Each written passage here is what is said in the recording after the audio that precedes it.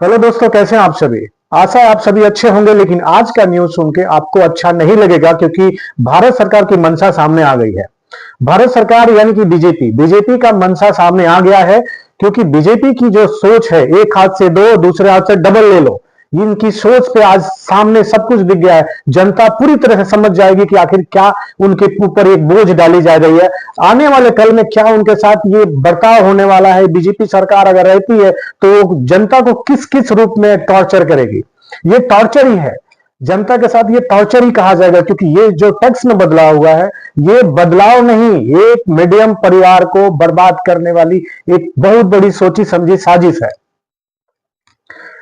Tax में बदलाव होना चाहिए, क्योंकि भारत सरकार टैक्स से ही चलता है। लेकिन भारत सरकार का यह पूरी दुनिया के टैक्स लेने का एक सबका सिस्टम है, एक उसका शेड्यूल है। ऐसा नहीं कि किसी एक पे पूरी तरह से भारी बोझ डाल दी जाए।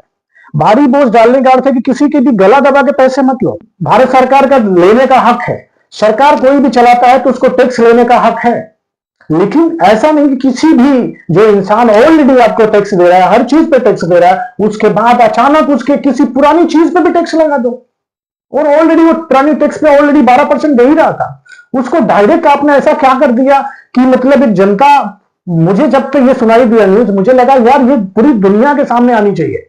ये जो वीडियो है ये कम शेयर करिए, सबके साथ शेयर करिए, ताकि सबको जागरूक हो जाए और इस घमंडी सरकार के तरफ से जो भी ये टैक्स में बदलाव इसको वापस लिया जाए। क्योंकि ये जो टैक्स है ना, ये जनता पे डायरेक्ट बोझ जाएगी। जो इंसान अपने फ्यूचर का प्लान कर रहा होगा, वो आज से फ्यूचर का प्लान करना बंद कर देगा। क्योंकि पूरी दुनिया को ये समझ में आ जाएगी कि जो मैं पैसा इन्वेस्ट कर रहा हूं, भारत सरकार मुझे किसी न किसी रूप से अपने पॉकेट में लेके जाएगी। ये इसी तरह का टैक्स में बदलाव हुआ है। कितना, आखिर क्यों जीडीपी को इतना लेवल पे ले जाने के लिए किसी के कमर तोड़ने की क्या जरूरत पड़ी। किसी इंसान को डायरेक्ट, वो जो इंसान कॉर्पोरेट से भी ज्यादा टैक्स लग रहा है पर्सनल इंसान के ऊपर। कॉर्पोरेट का टैक्स जो कि 9.8 लाख समथिंग लाख करोड़ है, लेकिन इस समय पर्सनल जो इंसान अब पेमेंट कर रहा है, अपना टैक्स भर रहा है, अपनी सैलरी से दे रहा है, उसमें 10 लाख से ऊपर, 10 लाख करोड़ से ज्यादा हो गया है। ऐसा क्यों हो रहा है। कॉर्पोरेट बिजनेस जो भी है, बिजनेस वालों का टैक्स जो लग रहा है, उससे ज्यादा जो इंसान महीने में सैलरी कमा रहा है, उसके ऊपर इतनी टैक्स का बोझ क्यों दिया जा रहा है। टैक्स में इतना बदलाव हुआ है, इसके लिए भारत सरकार, बीजेपी सरकार जिम्मेदार है। अगर ये बीजेपी सरकार इस टैक्स को वापस नहीं लेती है तो पूरी तरह से एक मीडियम परिवार को या गरीब को हमेशा के लिए हर इच्छा को मारना पड़ेगा। क्योंकि इस टैक्स से कोई भी इच्छाएं पूरी नहीं हो पाएगी। ये टैक्स अगर लागू हो जा रहा है तो इससे हमारी सारी इच्छाएं खत्म हो जाएगी। टैक्स में ऐसा ऐसा बदलाव हुआ है कि जो आप इस वीडियो में देखेंगे, सबसे बड़ी बदलाव जो हुई है कि अगर आप सेकेंड हैंड कार पे 18% जीएसटी। क्या हो रहा है ये दुनिया में, ये हमारे भारत में हो क्या रहा है। क्या हो रहा है हमारे भारत में। 18% जो सेकेंड हैंड कार है उसके ऊपर टैक्स लगा दी जो हमारी माननीय सीतारमण जी ने। इससे क्या होगा, इससे बहुत बड़ा एक बोझ पड़ेगा। जो इंसान का सपना होगा एक छोटा सा कार खरीदने के लिए, जो इंसान कार खरीद तो लेगा, लेकिन अगर उसको 10 साल बाद बेचता है तो उसको पूरे पैसे टैक्स के रूप में भरना पड़ जाएगा।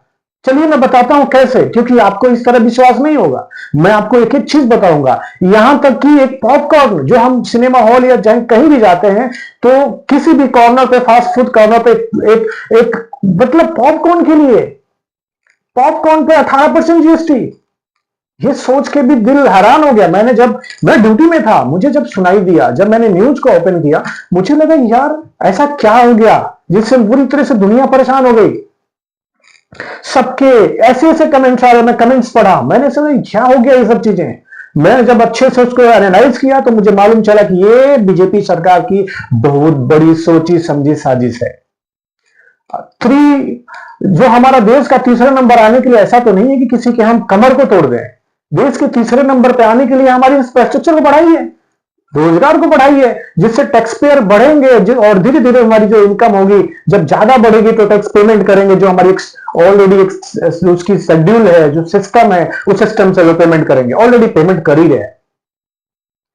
लेकिन आज की जो टैक्स में बदलाव हुआ है, ये हमारे सबसे बड़ी नुकसान देगी हमारे मीडियम उद्यमकारियों, जो भी हमारे बिजनेस करता है, जो भी हमारे मीडियम लोग हैं, जो हमारे जो थोड़े पैसे कमा रहे हैं, उनको सपने हैं कि मैं कार लूंगा, लेकिन भविष्य में वो कार खरीदने से आप डरेंगे। अब इतना डरेंगे कि वो कभी जीवन में कार लेने के लिए सोच नहीं पाएंगे, क्योंकि जो माननीय सीतारमण जी ने ये जो बहुत बड़ी टैक्स में बदलाव किया है, इससे नुकसान हमारे डायरेक्ट जो मीडियम परिवार के लोग हैं उनके ऊपर पड़ेगा। क्यों मीडियम परिवार को नहीं देखा जा रहा है? क्योंकि पूरी भारत हमारा टैक्स देता है, उससे भारत सरकार की जो भी चीजें योजनाएं हमारे तक पहुंचती है, लेकिन किसी एक टैक्स को इतना मत बदलाव कर दो जिससे इंसान पूरी तरह से बर्बाद होने के कगार पे आ जाए। चलिए जानते हैं आखिर क्या हुआ है। सबसे बड़ी बदलाव हुई है पॉपकॉर्न में। देखिए कैसे बदलाव हुआ है। पॉपकॉर्न में भी कैटेगरी बनाई गई है कि मसाले वाले पे अलग टैक्स है, वो जो नमक वाला है उसके ऊपर टैक्स अलग है, जो ये मीठी वाली जो पॉपकॉर्न है उसके ऊपर टैक्स का शेड्यूल अलग है। क्या सिस्टम है? 3 कैटेगरी में पॉपकॉर्न को बदल दिया गया है। आप सोच के हैरान हो जाएंगे सुन के कि पॉपकॉर्न को 3 स्लाइड में रखा गया है और तीनों पे अलग अलग टैक्स रखा गया है, 5%, 12%, 18%। अब सोचिए कोई इंसान पॉपकॉर्न खाने के लिए भी सोचना पड़ेगा। जो बैठकर जो टाइम पास करता था पॉपकॉर्न खाते समय सोचता था, अब वो पॉपकॉर्न खाने के लिए सोचेगा, क्योंकि ये टैक्स उसके ऊपर इतनी ज्यादा लग गई कि 100 रुपए के अगर पॉपकॉर्न खरीदते हैं तो उस पर 18 यानी 20 रुपए आसपास में 18 रुपए का हमको टैक्स देना पड़ेगा। ये देखिए कितनी बड़ी बदलाव ये पॉपकॉर्न के ऊपर बदलाव है। दूसरा, आप सुन के हैरान हो जाएंगे, अगर आप सेकेंड हैंड कार खरीदते हैं तो आपको टैक्स भरना पड़ेगा 18%।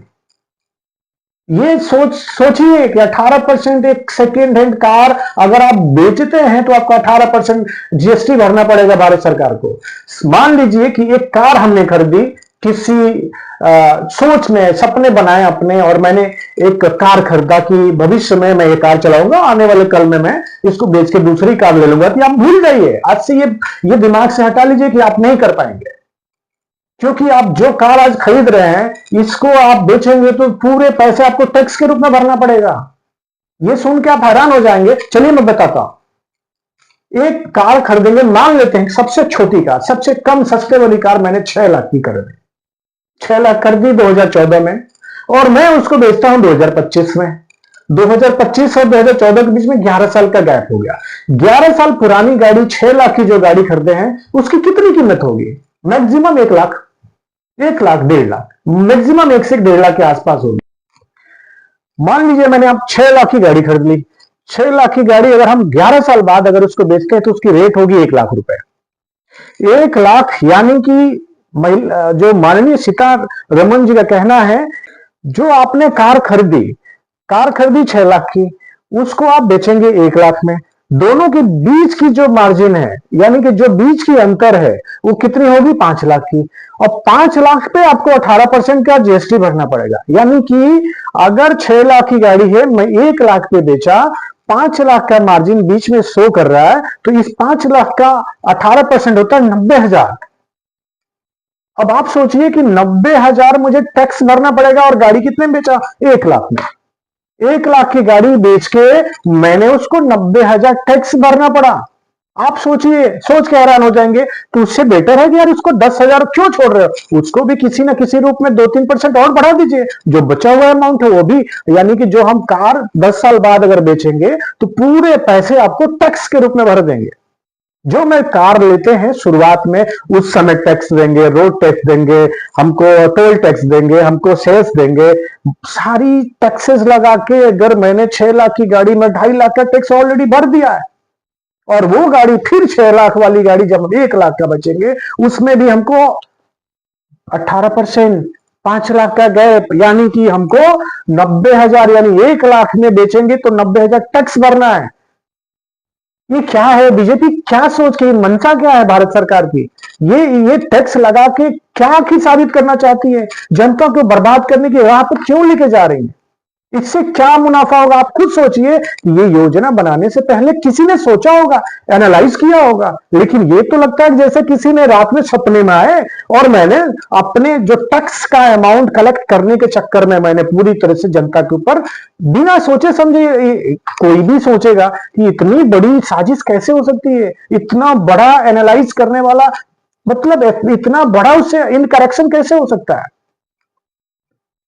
ये सुन के मैं ऑफिस पीरियड में था, मुझे लगा यार ये क्योंकि हम लोग कार चलाने के लिए सपने देखते हैं, और सपने देखते हैं तो कभी ना कभी खरीदना तो है।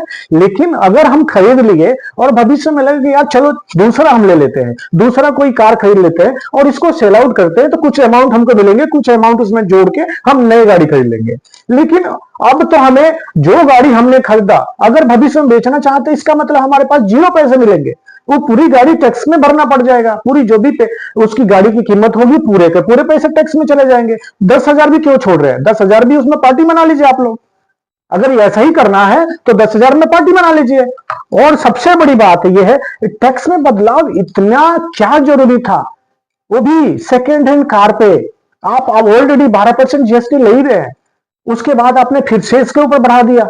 तो इससे क्या होगा, डायरेक्ट हमारे भारत सरकार को लगता नहीं है कि ये जनता के ऊपर दबाव जा रही है, जनता ही इस चीज को भरेगी। और जो भी पेमेंट आपको कलेक्शंस होती है टैक्सेस की, वो पूरे पैसे तो जनता ही देती है। और जनता को ही अगर सुविधा देना है तो एक बंदे को, एक मीडियम परिवार को, जो इंसान सपने देख रहा है, उसको डायरेक्ट आप ऐसे ऐसे कैसे कर देंगे जो जीवन में सपने देखना बंद कर दे। अगर वो बंद कर देगा सपने देखना, फिर आपको टैक्स देना बंद हो जाएगा, फिर सरकार कैसे चलेगी। आपको सोचना पड़ेगा। इस वीडियो को इतनी से ज्यादा शेयर करिए कि आप भारत सरकार के काम तक इसकी जू को रेंग जाए, और उस बदलाव में जल्द से जल्द बदलाव में जो भी बदलाव हुई है उसको बंद किया जाए, उसको खत्म कर दिया जाए। ये वीडियो इतना शेयर करिए, पूरी जनता में ये हाहाकार हो जाएगी।